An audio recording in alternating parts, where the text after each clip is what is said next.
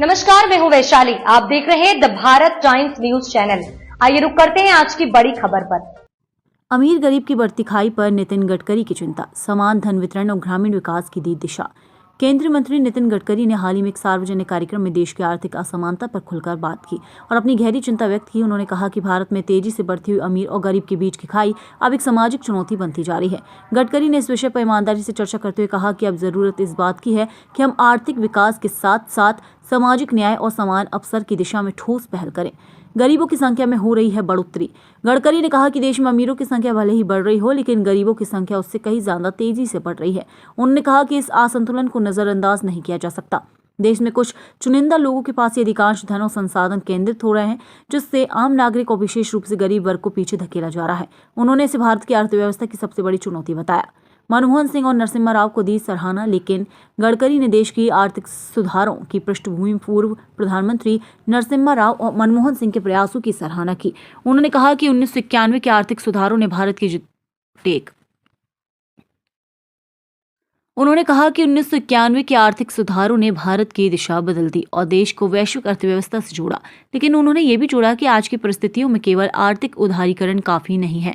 धन के समान वितरण और सभी वर्गों तक विकास के लाभ को पहुंचाना अब एक जरूरी कदम बन गया है।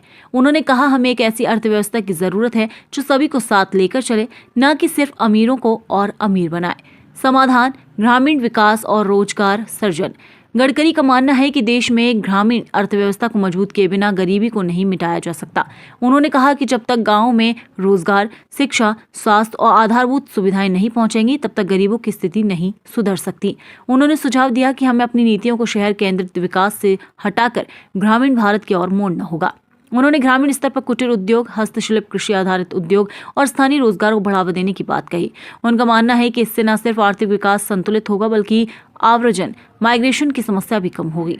पूंजीवाद का संतुलन जरूरी।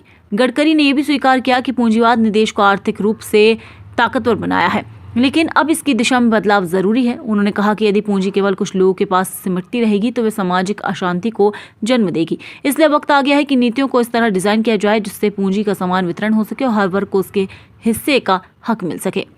गांव की ओर लौटना, रोजगार के नए साधन खोजना और नीतियों को जनहित में डालना जैसी बात एक समावेशी और न्यायपूर्ण भारत की दिशा की ओर इशारा करती हैं।